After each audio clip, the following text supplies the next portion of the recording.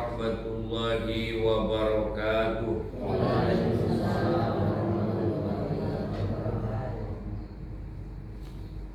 Alhamdulillahi rabbil alamin wal 'aqibatu lil muttaqin wala 'udwana illa 'alal zalimin.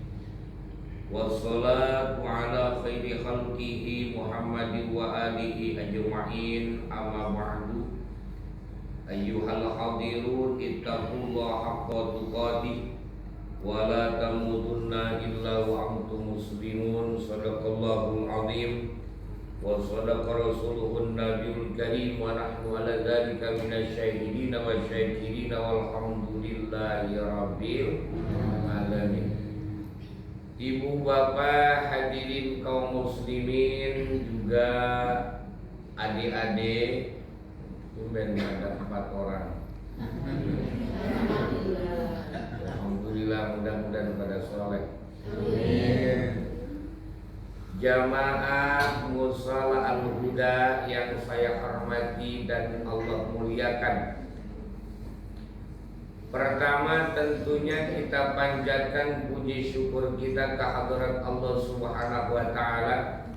Alhamdulillah sampai detik ini kita semua masih diberikan kenikmatan sehat walafiat, panjang umur. Juga mudah-mudahan semuanya kita bisa memanfaatkan waktu untuk sesuatu yang insya Allah bernilaikan ibadah. Amin ya Allah ya Rabbal Alamin. Salawat beriring salam tentunya kita curah limpahkan kepada panutan alam Nabi kita tercinta, Nabi besar Nabi Muhammad sallallahu alaihi wasallam, segenap para keluarganya, para sahabatnya, para tabi'in tabi'atnya, umum kepada umat-umatnya, bil khusus kita semua yang hadir di tempat yang mulia ini mudah-mudahan mendapatkan syafaat dari Nabi Muhammad kelak nanti di akhirat. Amin ya Allah ya Rabbal Alamin.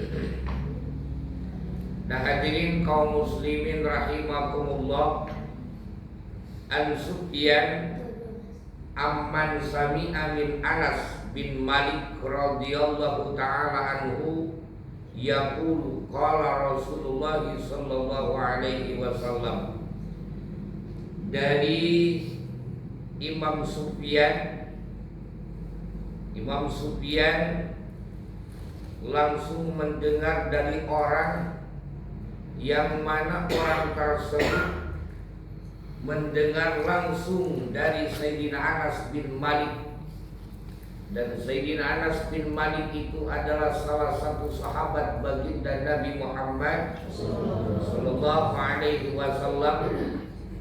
Jadi baginda Nabi pernah menyampaikan dalam hadisnya, kata baginda Nabi Muhammad sallallahu alaihi wasallam, inna a'malal ahya tu'radu ala asyairihim wa ala abaihim minal amwat wa in kana khairan hamidu Allah ta'ala wastabsharu wa iyyaraw ghaira dhalik qalu Allahumma la tumithum hatta tahdiyahum hidayah. Hadirin kaum muslimin, ibu bapak rahimakumullah, baginda Nabi Muhammad sallallahu alaihi wasallam menyampaikan di dalam hadisnya yang bunyinya sesungguhnya semua perbuatan-perbuatan, amal, kelakuan, pekerjaan orang yang hidup. Nih kita kan masih hidup ya. Ini udah mati apa belum kita nih? Kita kan masih hidup nih ya. Alhamdulillah. Pekerjaan, perbuatan, amal orang yang masih hidup, entah itu sholatnya, kita ambil yang baik-baiknya aja dulu. Sholatnya, kemudian puasanya, zakatnya, hajinya, umrohnya, ditaklim seperti ini, ngaji bebarengan. kemudian sedekahnya, dan amal-amalan yang lainnya, bahkan sampai perbuatan-perbuatan yang negatif, seperti mabuk judi, naudzubillah, summa naudzubillah min dzalik, kemudian main Mobile Legend, nyengir disebut Mobile Legend. Awas jangan keseringan main Mobile Legend ya. Ini kadang-kadang anak zaman sekarang itu, ya Allah ya Rabbana, disuruh sama emaknya, disuruh sama orang tua, ayo aja begini. Awas tuh, bantuin gua, awas. Begitu, enggak jelas. Allah dari awas, jangan keseringan, harus bisa memanage waktu, mengatur waktu. Anak-anak zaman sekarang itu ngeri, pergaulannya ngeri.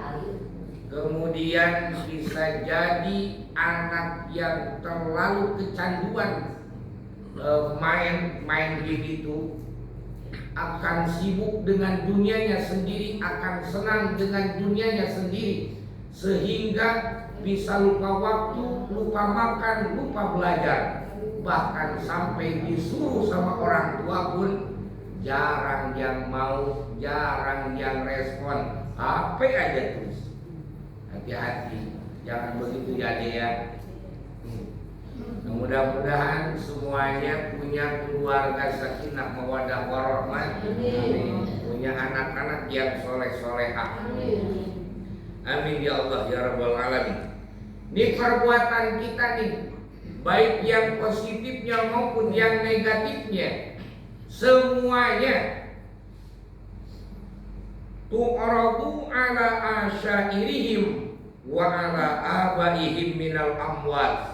Semuanya disodorkan kepada keluarga, bapak, ibu yang sudah meninggal. Ibu bapak, hadirin kaum muslimin rahimakumullah, perbuatan kita di dalam dunia, kemudian kita punya orang tua yang sudah meninggal, atau misalnya punya ke atasnya terus karuhun kita, atau misalnya tetangga saudara yang pernah memang ada hubungan sama kita. Nah, maka ketika kita melakukan perbuatan yang baik ataupun yang buruk, maka Allah akan sodorkan perbuatan itu melalui malaikat, diperintahkan malaikat disodorkan kepada orang yang sudah meninggal. Kalau misalnya orang tua kita sudah meninggal misalnya, kemudian kita itu alhamdulillah suka ngaji, suka sholat, dalam rumah tangga rukun, kakak adiknya rukun, enggak ngeributin warisan. Kadang-kadang diributin warisan, sampai ribuh adik kakak, sampai musuhan. Nauzubillah, itu akan menjadikan suatu hal bahaya, celaka, bahkan jadi siksaan buat ahli kuburnya. Jadi siksaan untuk orang tua yang sudah meninggal. Nauzubillah, subhanallah ini. Kalau misalnya seperti ini kelakuan kita, amal kita seperti ini dilaporkan, ini dibawa sama malaikat dan disodorkan kepada keluarga yang sudah meninggal. Nih anakmu, nih keluargamu melakukan kebaikan, sholat berjamaah, kemudian ngaji, kemudian baca Quran, kemudian sholat sunnah, kemudian puasa, itu disodorkan semuanya kepada ahli kubur yang sudah meninggal. Nah, makanya kira-kira kalau misalnya kita kumpul seperti ini, baik apa tidak? Alhamdulillah baik. Dan ini semuanya disodorkan. Ini disodorkan kepada yang sudah meninggal. Dan apa bahasanya? Hamidullah ta'ala wastabsyaru. Kemudian pada memuja dan memuji, pada bersyukur kepada Allah Subhanahu wa ta'ala, dan merasa gembira semuanya ketika melihat ada keluarganya berbuat kebaikan. Makanya mudah-mudahan di amal kita itu bukan cuma dicatat untuk kita saja, tapi jelas pasti untuk orang-orang yang sudah mendahului kita, yang memang ada hubungan keluarga sama kita, insya Allah akan disodorkan oleh Allah Subhanahu wa Ta'ala. Tapi kalau misalnya seandainya kelakuan kita itu amal, kita itu perbuatan kita itu jelek, misalnya perbuatan kita itu jelek, maka itu pun akan disodorkan kepada yang sudah meninggal. Misalnya ada orang tuanya sudah meninggal, anaknya itu ribut, anaknya main game mulu misalnya. Anaknya main game aja, sholat kagak, belajar enggak misalnya. Kemudian melawan terus, kalau orang tua ngasih tahu, maka amal itu disodorkan sama malaikat kepada yang sudah meninggal, dan itu menjadi siksaan untuk yang sudah meninggal. Nah, makanya di situ kita harus hati-hati, berzikir, sholawatan, baca istighfar, terus eling ingat kepada Allah Subhanahu wa Ta'ala. Hadirin kaum muslimin rahimakumullah, bahkan ketika ada amal yang salah, ada amal yang jelek, kemudian disodorkan sama Allah Subhanahu wa Ta'ala kepada yang sudah meninggal, itu yang meninggal itu pada berdoa. Bahasanya begini, Allahumma la tumishum hatta tahdiyahum hidayatan. Ya Allah, ya Rabbana, jangan sampai engkau mematikan kepada orang-orang sehingga mereka mendapatkan dulu hidayah. Jadi pada berdoa mohon sama Allah, jangan sampai dulu mati sehingga mendapatkan hidayah. Nah, mudah-mudahan kita juga jangan sampai dicabut ruh dari jasad kita sehingga kita menjadi orang-orang yang selamat dunia, lebih-lebih di akhirat. Amin ya Allah ya Rabbal. Kira-kira kita mau panjang umur apa mau pendek umurnya nih? Sedang saja. Sedang saja. Jadi agak ngeri juga disuruh pingin panjang, takut kepanjangan ya. Orang udah pada mati, dia sendirian aja hidupnya. Monas bisa diambil tuh kalau hidup sendirian. Wah, itu emas semua ibadah itu. Kalau misalnya bilang pendek, takut besok langsung mati lagi ya. Serba bingung. Udah serahin aja tawakal kepada Allah Subhanahu wa Ta'ala. Karena yang namanya kematian itu kan kita tidak tahu, hadirin kaum muslimin. Ini ada cerita. Ada cerita gak tahu awalnya dari mana. Ini ada orang, nih adik-adik, ada orang bermimpi, mimpi kedatangan malaikat Israil. Di dalam mimpinya mimpi kedatangan malaikat Israil. Malaikat Israil apa? Tugasnya apa? Nah, mencabut nyawa. Jumlah semua malaikat berapa?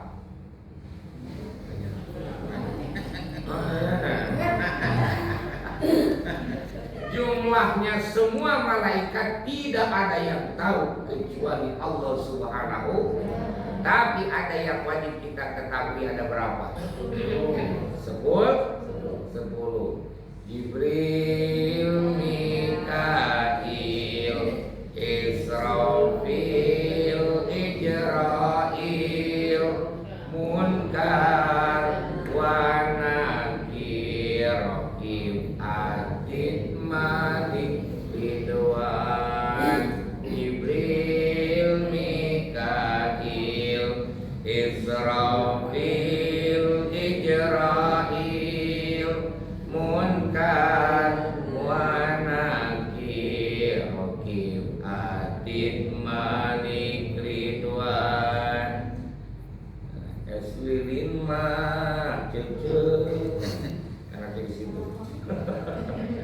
Itu malaikat yang wajib kita ketahui itu ada berapa? 10. Di antaranya ada malaikat Israil. Malaikat Israil itu adalah sang pencabut nyawa. Malaikat Israil.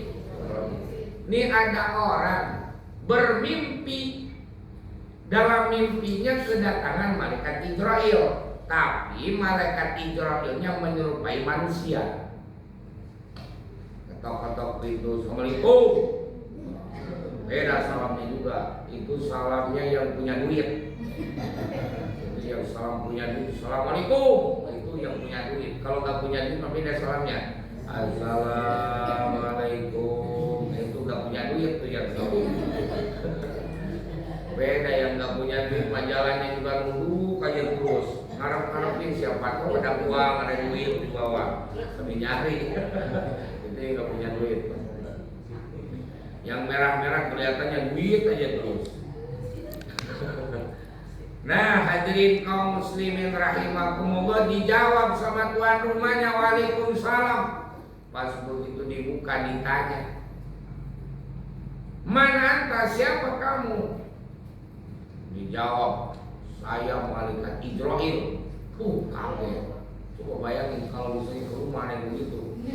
Pas begitu dibuka, "Siapa ini? Mohon maaf, paket bukan atau paket bukan ini." Perasaan saya nggak pesen paket, ini ada datang orang, "Siapa ini?" "Malaikat Israil." Oh, pasti kita kabur kayaknya. Kaget kita pasti. Pingsan bisa jadi. Nah, setelah itu dipersilakan masuk. Masuklah ke dalam. Ngomong-ngomong nih malaikat Israil ini dalam mimpinya. Ngomong-ngomong nih malaikat Israil, tapi menyerupai manusia ya. Ada apa datang ke sini? Mau silaturahmi saja apa mau nyambut nyawa?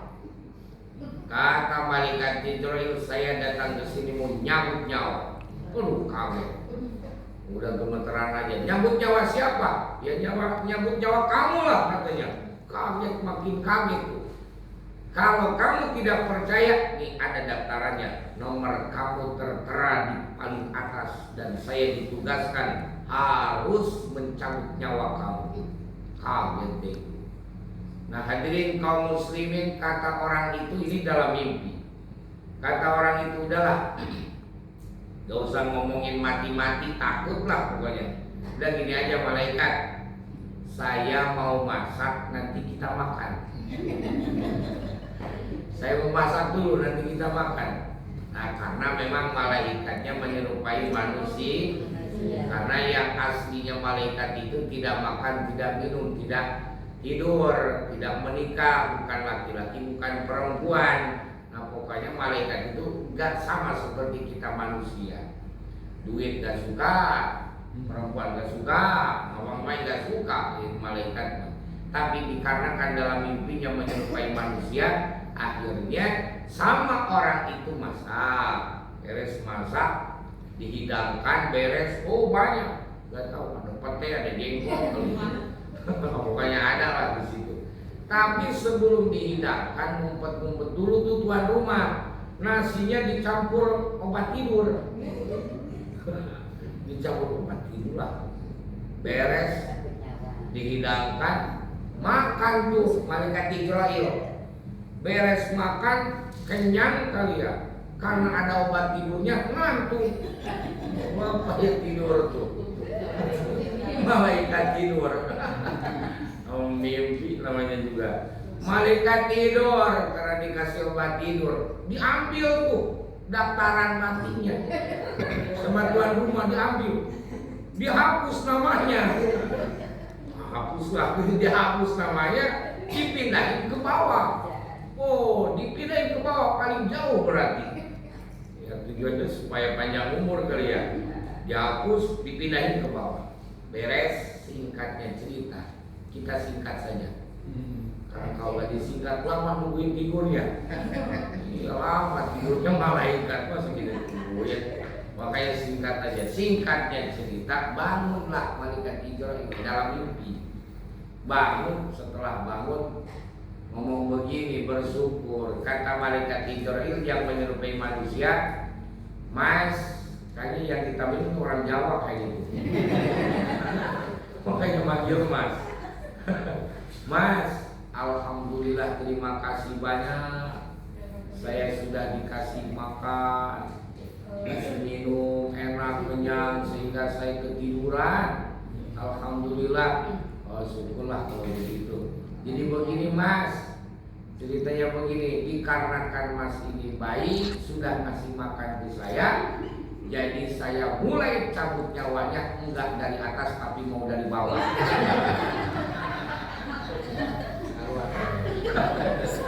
Tetap aja modal gitu. Nah artinya apa? Yang namanya kematian itu berubah. Yang namanya kematian itu pasti, mau di gimana juga pasti. Karena sesuai dengan firman Allah, A'udzubillahi samiil alim minasyaitonir rajim. Idza jaa ajaluhum la yastakhiruna sa'atan wa la yastaqdimun. Tidak bisa dirubah-rubah, tidak bisa dipajukan, tidak bisa dimundurkan.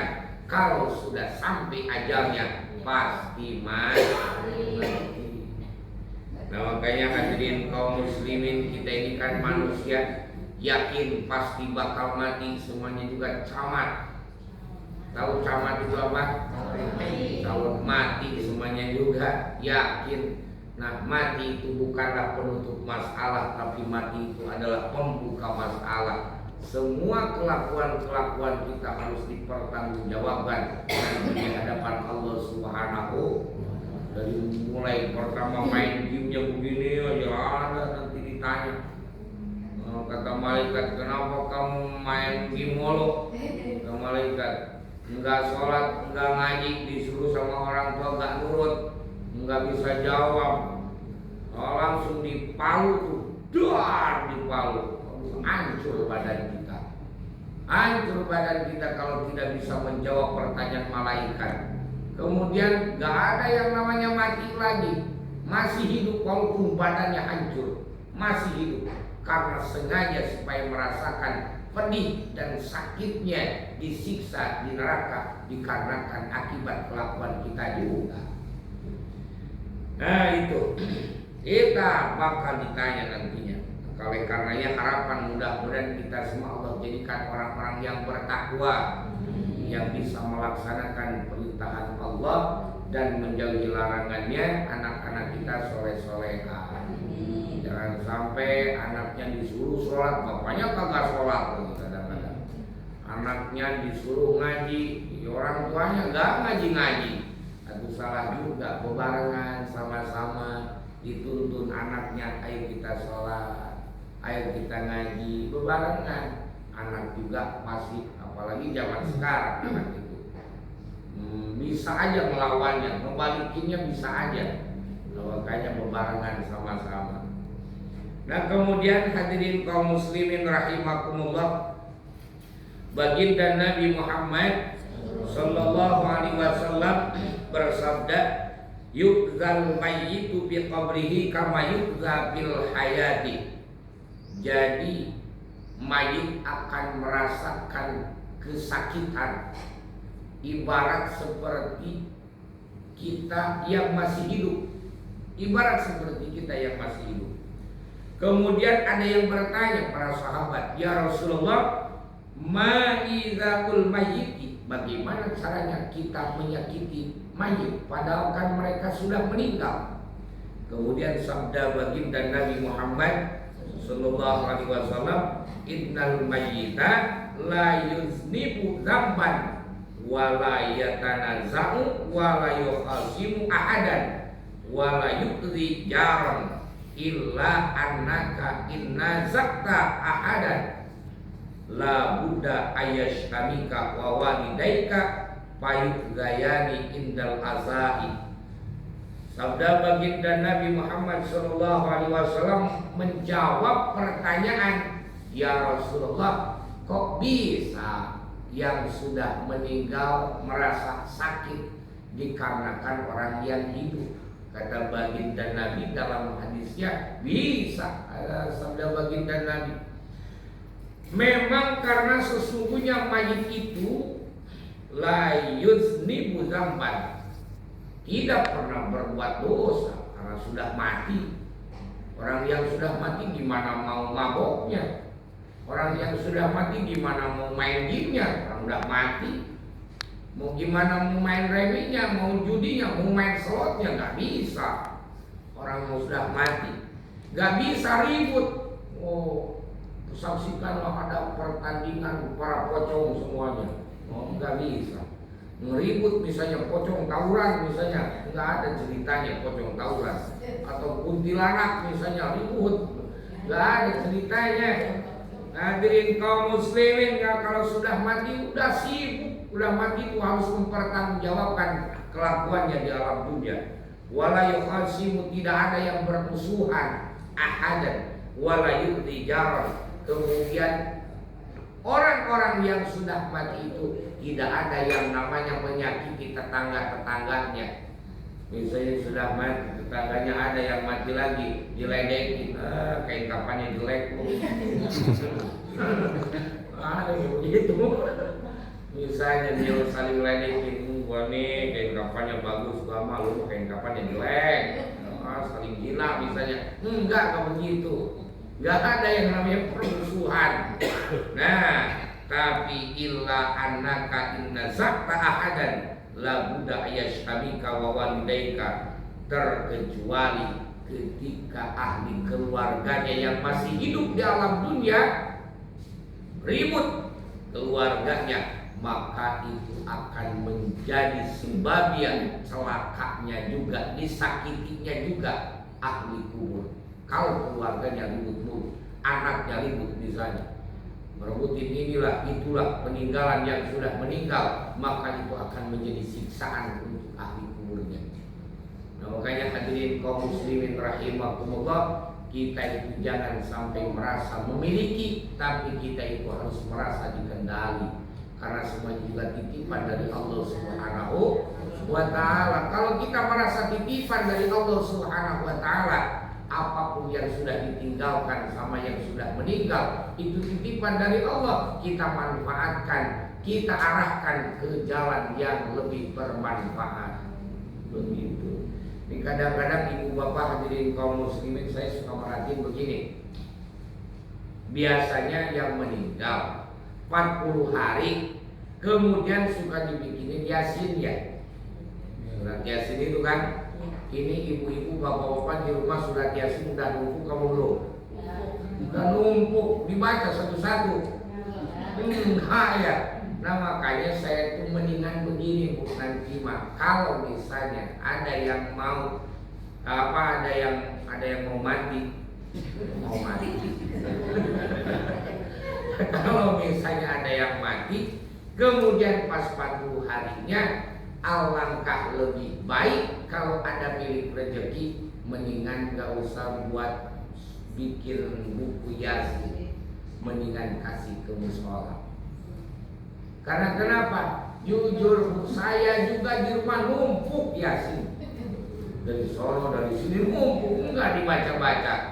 Berarti kan kurang manfaatnya. Kita ngejarnya untuk yang lebih bermanfaat, kan supaya ada kenang-kenangan. Udah bikin buat keluarga aja, 1-2 mah bikin, terserah, ada fotonya. Itu aja buat kenang-kenangan mah. Kalau untuk dibagikan, aduh sayang kayaknya. Karena kenapa? Di masing-masing rumah sudah pada numpuk, sudah pada banyak hadirin kaum muslimin, yang ada udah bulukan, yang ada memang jadi pajangan, yang ada pada ngembul, nggak pernah dibaca-baca. Boro-boro dibuka, dibaca selalu, enggak pernah hadirin kaum muslimin. Makanya kalau punya rezeki milik, misalnya yang meninggal pas begitu 40 hari, gak usah dipikinin itulah, mendingan buat sedekah aja, masukin ke mushola, masukin ke masjid, wakaf apa kek misalnya, atau misalnya dikasih buat anak yatim, janda-janda yang tidak mampu, mendingan itu saja, jelas bermanfaat itu. Itu hadirin kaum muslimin. Nah, dengan ributnya keluarga, maka akan menjadi sebabian siksaan untuk ahli kubur yang sudah meninggal. Nah, makanya harus rapi, harus rukun, saling asah, saling asuh. Karena kenapa? Kalau kita mau belajar tentang kasih sayang, ibu, bapak, adik-adikku sekalian, kalau kita mau belajar tentang kasih sayang, tuh lihat kucing. Kucing kalau mindahin anaknya dari barat ke timur, diais apa digigit? Diais apa digigit? Digigit. Terluka apa tidak? Berdarah apa tidak? Karena kenapa? Gigitnya gigitan saya. Benar. Sekarang begini aja, kalau misalnya ibu punya anak, anaknya nakal misalnya, dipukul sama ibu, pukulannya gak mungkin sampai parah. Ibu misalnya lagi mukul anak, udah bu sama saya aja lah mukulnya, saya wakilin sama saya dipukulnya, pasti gak boleh kan? Karena beda pukulan orang tua itu, pukulannya pukulan saya marahnya juga karena marah saya. Nah kalau kita mau belajar tentang kasih sayang, tuh lihat kucing. Kucing mindahin anaknya dari timur ke barat, barat ke selatan, digigit tanpa ada darah. Karena kenapa? Gigitannya gigitan saya. Kucing aja punya rasa kasih sayang luar biasa. Karena kenapa? Karena hadirin kaum muslimin rahimakumullah, yang terluka itu tidak harus berdarah. Kadang-kadang enggak terluka, enggak kelihatan darah, tapi bisa menyakiti hati. Apa? Yaitu dengan kata-kata. Benar gak? Kadang-kadang dengan kata-kata yang menyakiti, tidak berdarah, tidak kelihatan bekasnya, tapi hatinya sampai ke dalam. Nah makanya harus bisa menjaga kata-kata, harus bisa menjaga hati orang lain, karena semuanya juga akan diproses nanti di hadapan Allah Subhanahu wa Ta'ala. Nah, hadirin kaum muslimin rahimakumullah, ini ada yang namanya Imam Sabit Al-Banani. Imam Sabit Al-Banani rahmatullahi alaih. Imam Sabit Al-Banani itu malam Jumat ziarah ke kuburan. Imam Sabit ziarah ke kuburan, pas begitu ziarah ke kuburan ketiduran. Wiridan biasa, mungkin baca Quran, baca Yasin segala rupa, dibacakanlah amal-amalan zikir kepada Allah, tahmid, tasbih, takbir, tahlil dan lain-lain sebagainya. Nah ketiduran Imam Sabit ini. Nah pas begitu tidur bermimpi, dalam mimpinya, mimpi itu semua ahli kubur pada keluar dari kuburannya. Pada keluar semuanya, dan pada ganteng-ganteng, memakai pakaian dari surga, hebat-hebat, kemudian ngambil sesuatu hal yang datang, itu adalah merupakan makanan kenikmatan segala rupa, ada di situ. Itu yang dinamakan doa dari keluarga yang ingat.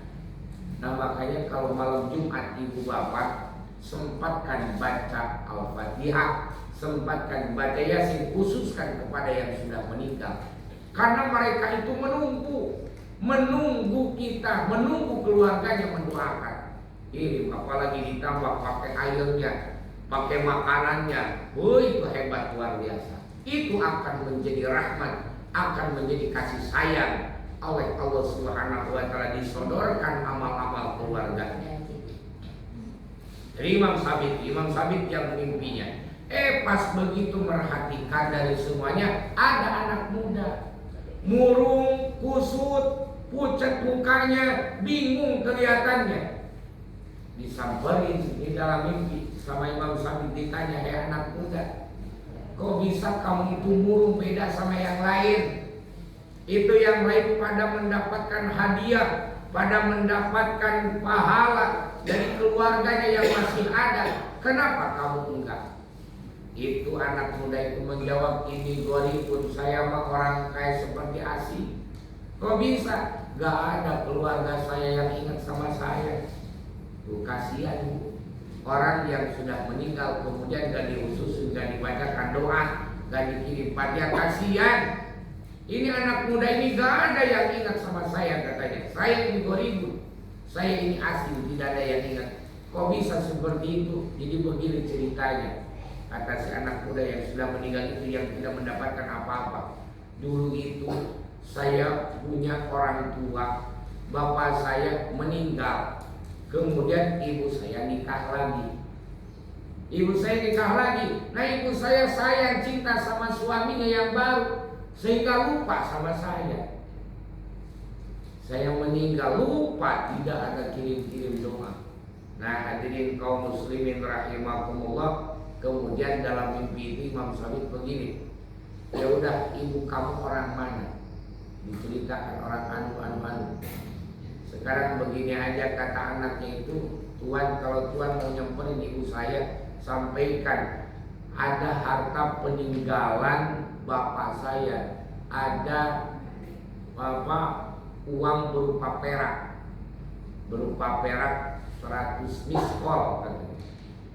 Tolong sampaikan, sedekahkan saja itu, khususkan buat saya. Iya, bangun, pulanglah hadirin kaum muslimin dari ziarahnya Imam Sabit itu, mencari alamat ibu si almarhum itu. Si anak muda itu dicari, ketemu. Iya, ternyata ibunya sudah nikah lagi sama punya suami baru. Ngobrol, ibu ingat gak sama anak ini? Oh, ingat, itu anak saya. Saya tadi malam baru mimpi anak ibu dalam keadaan gorik, asing, tidak mendapatkan doa, tidak ada yang mengenang, tidak ada yang ingat, tidak ada yang kirim doa. Kemudian saya bermimpi bertemu dengan anak ibu, pesan, ada harta peninggalan dari bapak saya, katanya 100 uang yang berupa perak, tolong sedekahkan, khususkan buat saya. Itu langsung nangis, kaget hadirin kaum muslimin. Ya Allah, ya Rabbana, ya saya lupa sama anak saya karena saya sudah punya suami lagi. Akhirnya dikasihlah uang tersebut yang berupa perak. Nah, beres itu hadirin kaum muslimin, selesai ziarah lagi Imam Sabit itu, seperti biasa membaca zikir, tahmid, tasbih. Nah, ketiduran lagi, dalam tidur mimpi sama kayak kemarin.